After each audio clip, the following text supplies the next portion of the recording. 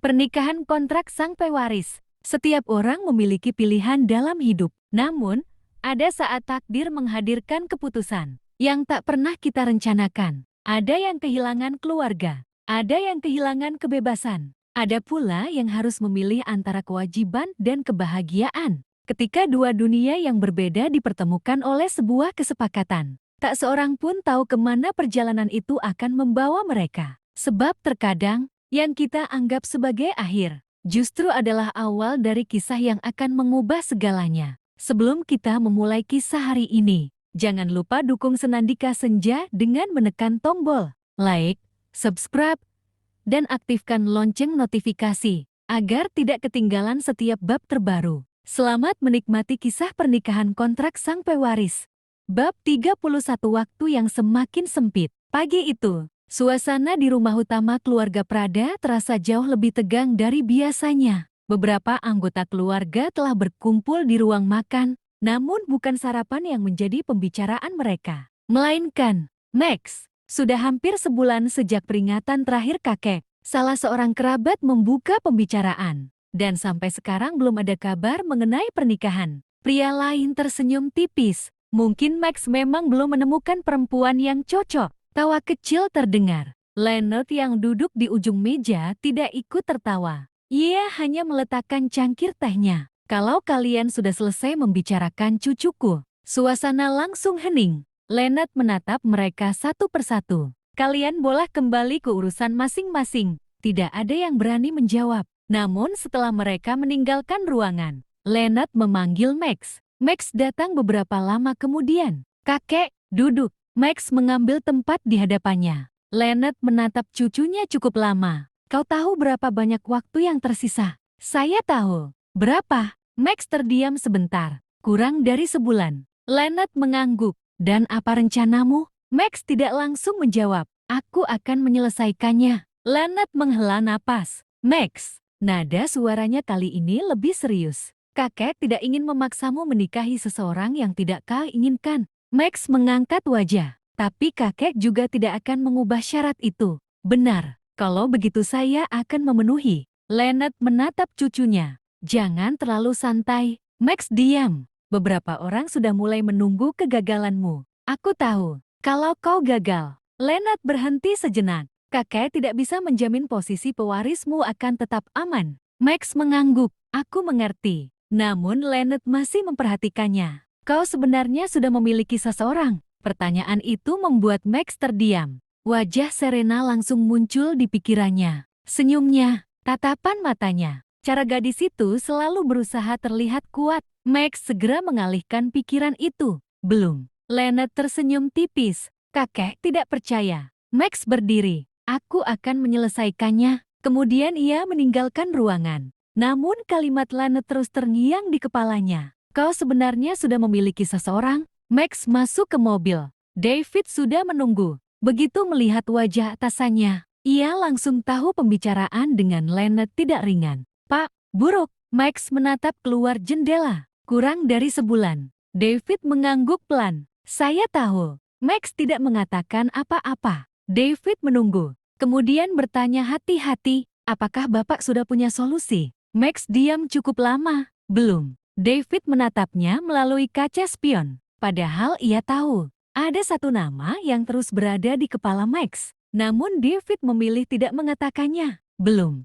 Sementara itu, Serena sedang berada di kampus. Hari itu ia tidak bekerja sampai malam. Ia hanya memiliki jadwal shift pendek di kafe. Namun sejak pagi, perasaannya terasa tidak nyaman. Ketika keluar dari gedung kampus, Serena sempat melihat seorang pria berdiri di dekat gerbang. Pria itu mengenakan jaket gelap. Wajahnya tidak terlihat jelas. Serena berhenti. Pria itu juga menoleh. Tatapan mereka bertemu. Hanya beberapa detik. Kemudian pria itu pergi. Serena mencoba meyakinkan dirinya sendiri. Mungkin hanya kebetulan. Namun ketika berjalan menuju halte, ia merasa langkah seseorang berada beberapa meter di belakangnya. Serena mempercepat langkah. Suara langkah itu ikut semakin cepat. Ia menoleh. Tidak ada siapa-siapa. Serena menggenggam tali tasnya lebih erat. Kemudian sebuah kendaraan melintas. Begitu kendaraan itu lewat, jalan di belakangnya kembali kosong. Serena menarik napas panjang. Ia tidak tahu apakah itu hanya perasaannya saja, tetapi sejak beberapa hari terakhir, rasa tidak aman itu semakin sering muncul. Sore harinya, Serena masuk ke kafe. Ia berusaha menjalani pekerjaannya seperti biasa, melayani pelanggan, membawa pesanan, membersihkan meja, tersenyum. Namun pikirannya masih tertinggal pada kejadian siang tadi. Seorang rekan kerja memperhatikannya. "Kamu kenapa?" Serena tersenyum. "Tidak apa-apa. Kelihatannya kamu melamun." "Aku cuma kurang tidur." Temannya mengangguk. "Jangan terlalu memaksakan diri." Serena tersenyum. "Iya." Bel pintu kafe berbunyi. Serena menoleh. Untuk sesaat, ia berharap melihat seseorang. Namun yang masuk hanya pelanggan biasa. Serena kembali bekerja. Ia tidak tahu bahwa beberapa meter dari sana, di ruang rapat Prada Group, Max sedang menyelesaikan rapat. Dan entah kenapa, ia beberapa kali melihat jam. Biasanya ia tidak pernah memikirkan kapan seseorang selesai bekerja. Tapi hari ini, ia tahu Serena sedang shift sore. Dan tanpa sadar, pikirannya bertanya-tanya apakah gadis itu sudah makan. Max menghela napas. "Konyol." David yang duduk di depannya mengangkat wajah. "Apa, Pak?" "Tidak ada." Rapat kembali berjalan. Namun beberapa menit kemudian, Max menerima pesan. Bukan dari Serena. Dari salah satu orang yang ia bayar untuk mengawasi Serena sesekali. Ada seseorang yang beberapa kali terlihat berada di sekitar kafe, tempat Serena bekerja. Max langsung berubah serius. "David." "Ya, Pak. Ini?" Ia menunjukkan pesan tersebut. David membaca. "Kami perlu memastikan orangnya sama dengan yang mengirim ancaman." "Ya." Max berdiri. "Hubungi tim." "Baik, aku ke bawah." David ikut berdiri. "Pak,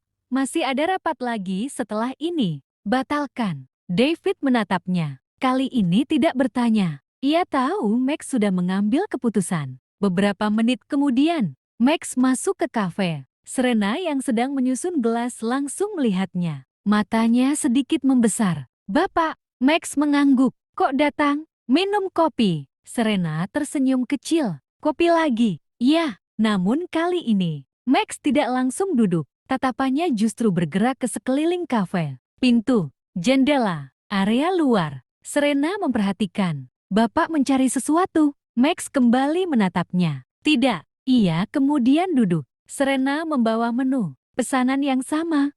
"Ya." Ia ingin bertanya apakah Serena baik-baik saja, namun tidak ingin membuat gadis itu cemas. Jadi Max hanya berkata, "Kamu sudah makan?" Serena mengangguk. "Sudah." Max memperhatikannya. "Benar?" "Iya." Serena tersenyum. "Kali ini benar." Max mengangguk, namun matanya kembali bergerak ke arah jendela. Serena mulai menyadari sesuatu. "Bapak kenapa?" "Aku hanya memastikan sesuatu." "Apa?" Max diam. Kemudian berkata, "Tidak ada." Ia tidak ingin mengatakan bahwa seseorang mungkin sedang mengawasinya. Belum, karena Serena sudah cukup ketakutan. Ia tidak ingin menambah kecemasan gadis itu. Menjelang malam, Serena selesai bekerja. Ia keluar dari pintu samping kafe. Max ternyata masih berada di dalam gedung Prada. Namun kali ini, ia tidak menunggunya di depan. Serena berjalan beberapa meter menuju halte. Max memperhatikannya dari balik kaca,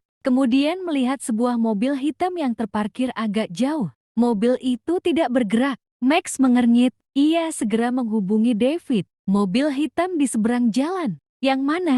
"Platnya." Max menyebutkan nomor kendaraan. "Periksa." David terdiam beberapa detik, kemudian menjawab, "Pak, apa?" "Mobil itu sudah terlihat di sekitar kafe sejak 2 hari lalu." Tatapan Max langsung mengeras. "Kenapa baru sekarang kau beritahu? Kami baru menghubungkannya dengan laporan hari ini." Max menatap Serena yang semakin menjauh. "Ikuti dia." "Baik." Max segera keluar dari gedung. Namun sebelum ia sempat menyusul, mobil hitam itu bergerak, mengikuti arah yang sama dengan Serena. Max berdiri beberapa detik, rahangnya mengeras. Kini ia tahu, ancaman itu bukan lagi sekadar pesan. Seseorang benar-benar sedang mengawasi Serena. Dan Max mulai menyadari bahwa mungkin dirinya sudah terlalu santai menghadapi bahaya yang mengelilingi gadis itu. Max berdiri di depan gedung Prada Group. Tatapannya masih mengikuti mobil hitam yang perlahan menjauh. David,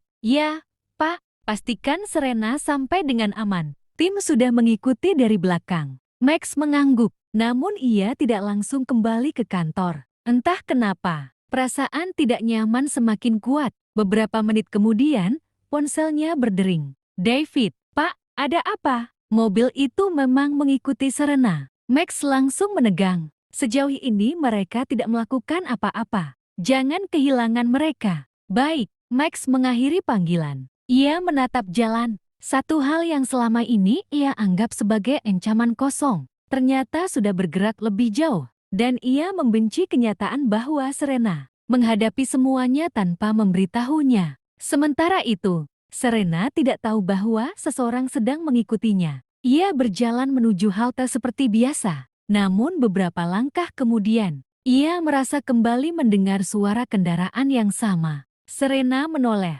Mobil hitam itu sudah tidak terlihat. Ia menghela napas. Mungkin aku terlalu banyak berpikir. Serena mencoba menenangkan diri. Ia naik bus, duduk dekat jendela. Namun sepanjang perjalanan, perasaan tidak nyaman itu tidak hilang.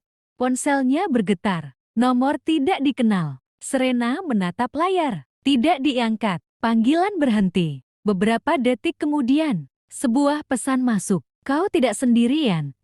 Kami tahu kemana kau pergi. Wajah Serena langsung pucat. Tangannya dingin. Ia menatap sekeliling bus. Orang-orang duduk seperti biasa. Tidak ada yang tampak mencurigakan. Namun justru itu yang membuatnya semakin takut. Karena ia tidak tahu siapa yang sedang memperhatikannya. Di kantor, Max masih belum kembali ke ruangannya. David datang membawa kabar. Serena sudah sampai di kos. Max menghela napas lega. Mobilnya berhenti beberapa blok dari tempat tinggalnya. Orangnya belum diketahui. Max mengangguk. Jangan lepaskan. David ragu sebentar. Pak, kalau ancaman ini semakin serius. Max menatapnya. Kita perlu meningkatkan pengamanan. Aku tahu. Dan mungkin Nona Serena harus tahu. Max diam. Ia tidak ingin Serena hidup dalam ketakutan. Tetapi ia juga tidak bisa terus menyembunyikan kenyataan. Belum. David menatapnya.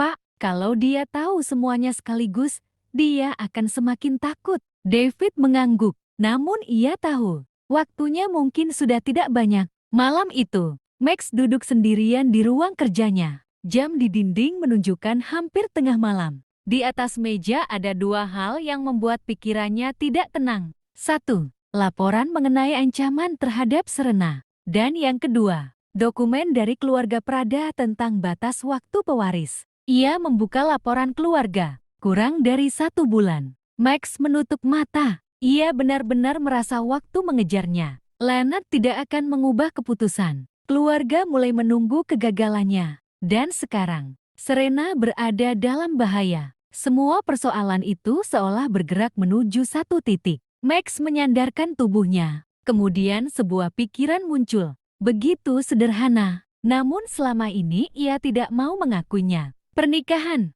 Jika ia menikah, syarat Leonard terpenuhi. Jika Serena menjadi istrinya, nama keluarga Prada akan berada di belakang Serena. Orang yang mengancamnya akan berpikir berkali-kali sebelum bertindak. Max terdiam. Ia menatap foto Serena yang tersimpan di ponselnya. Namun kemudian ia menggelang. Tidak, bukan karena Serena tidak cocok. Justru itu masalahnya. Ia tidak ingin menawarkan pernikahan kepada Serena hanya karena keadaan. Dan lebih dari itu, Max takut jika Serena menganggap dirinya sedang memanfaatkan keadaan. Ia ingin Serena memilihnya. Bukan karena takut, bukan karena terpaksa. Bukan karena membutuhkan perlindungan. Keesokan paginya, Serena datang ke kampus seperti biasa. Namun wajahnya terlihat lebih pucat. Ia kurang tidur. Pesan semalam masih terbayang. Ketika masuk ke kelas, seorang teman menghampiri. Kamu sakit? Serena menggelang. Tidak, kamu pucat. Mungkin kurang tidur. Temannya menatapnya curiga. Namun tidak bertanya lagi. Siang harinya, Serena menerima pesan dari Max. Bagaimana keadaanmu? Serena menatap layar cukup lama, kemudian membalas. Baik. Max langsung tahu jawaban itu tidak benar. Yakin? Serena mengetik. Ia berhenti. Kemudian menambahkan, Bapak sendiri bagaimana? Max tersenyum kecil. Bahkan ketika dirinya sedang takut, Serena masih memikirkan orang lain. Aku baik. Kemudian Max mengetik lagi. Kalau ada sesuatu, beritahu aku. Serena membaca pesan itu. Jarinya berhenti di atas layar. Ia hampir mengatakan semuanya. Tentang pesan semalam. Tentang rasa takut. Tentang perasaan seperti sedang diawasi. Namun akhirnya, ia hanya membalas. Baik, sore hari. Serena kembali bekerja. Max tidak datang ke kafe. Ia memilih tetap berada di kantor. Namun David beberapa kali memberi laporan. Tim masih mengawasi. Bagaimana? Belum ada pergerakan. Max mengangguk, namun pikirannya tetap pada Serena. Ia mengambil ponsel. Tidak ada pesan. Ia meletakkannya kembali. Beberapa menit kemudian, mengambilnya lagi. David memperhatikan. Pak, apa? Kalau ingin menghubungi Nona Serena, hubungi saja. Max menatapnya. Aku tidak. David tersenyum. Saya tidak mengatakan apa-apa. Max menghela napas. Kemudian akhirnya mengetik. Sudah makan? Pesan terkirim. Balasan Serena datang beberapa menit kemudian. Sudah, Bapak. Max tersenyum tipis. Sudah, hanya percakapan singkat. Namun cukup membuat pikirannya sedikit tenang. Malam kembali turun. Serena pulang dari kafe. Kali ini, ia sengaja memilih jalan yang berbeda. Ia berhenti beberapa kali. Memeriksa sekeliling. Tidak ada mobil hitam. Tidak ada orang yang mencurigakan. Namun ketika sampai di depan kos, sebuah amplop kecil tergeletak di dekat pintunya. Serena membeku. Ia tidak langsung menyentuhnya. Tangannya gemetar. Kemudian ia mengambil amplop itu perlahan. Tidak ada nama. Tidak ada alamat. Hanya satu kalimat di bagian depan. Untuk Serena. Jantungnya berdegup kencang. Ia membukanya. Di dalamnya hanya ada sebuah foto. Foto dirinya sedang bekerja di kafe. Foto itu diambil dari luar jendela. Serena menutup mulut, air matanya langsung jatuh. Berarti, orang itu memang sudah mengawasinya. Bukan dari jauh, tetapi dari dekat. Sangat dekat. Pada saat yang hampir bersamaan, Max sedang berdiri di ruang kerjanya ketika David masuk tergesa-gesa. Pak, Max menoleh. Ada apa? David menyerahkan sebuah laporan. Kami menemukan titik lain. Max membacanya. Orang yang mengikuti Serena bukan orang yang sama dengan nomor telepon. Max mengangkat wajah. Artinya, ada kemungkinan lebih dari satu pihak. Ruangan mendadak terasa sunyi. Max menatap dokumen itu. Kemudian teringat wajah Serena ketika menerima telepon beberapa hari lalu. Ketakutan yang berusaha ia sembunyikan. Senyum yang dipaksakan. Dan kalimat, saya bisa mengurusnya sendiri. Max mengepalkan tangan. Ia terlalu santai. Terlalu lama menganggap semuanya masih bisa dikendalikan dari jauh. Sekarang, ia tidak bisa lagi menunggu. Malam semakin larut. Max berdiri di depan jendela. Di bawah sana, lampu kota terus menyala. Ia memikirkan Lynette. Kurang dari 1 bulan. Ia memikirkan keluarganya. Mereka menunggu kegagalannya. Kemudian ia memikirkan Serena. Keselamatannya terancam. Max tidak lagi melihat ketiganya sebagai masalah yang terpisah. Ada satu keputusan yang mungkin bisa menyelesaikan semuanya. Namun keputusan itu bukan keputusan kecil. Karena jika ia mengambilnya, hidup Serena akan berubah. Dan hidupnya sendiri juga. Max menatap ponselnya. Nama Serena tertera di layar. Jarinya berhenti di atas tombol panggil. Ia tidak jati menelepon. Sebaliknya, ia berkata pelan kepada dirinya sendiri. Berapa lama lagi aku bisa membiarkan ini? Tidak ada jawaban. Hanya satu kesimpulan yang semakin jelas. Max harus segera menemukan solusi. Dan ia mulai mempertimbangkan sesuatu yang selama ini bahkan tidak berani ia ucapkan. Bersambung. Dan disinilah kisah hari ini berakhir. Namun perjalanan Max Altaf Prada dan Serena Maheswari Adhikara masih jauh dari kata selesai. Karena setiap keputusan akan membawa konsekuensi. Setiap pertemuan menyimpan alasan. Dan setiap rahasia, pada akhirnya akan menemukan waktunya untuk terungkap. Terima kasih telah menemani perjalanan pernikahan kontrak sang pewaris hari ini. Jika kamu menikmati kisah ini, dukung Senandika Senja dengan menekan tombol subscribe. Nyalakan lonceng notifikasi dan bagikan cerita ini kepada orang-orang yang juga menyukai kisah penuh emosi dan makna. Tuliskan juga pendapatmu di kolom komentar. Menurutmu, apa yang akan terjadi pada bab berikutnya? Sampai jumpa di episode selanjutnya. Selamat beristirahat, dan semoga kisah ini selalu menemani senjamu.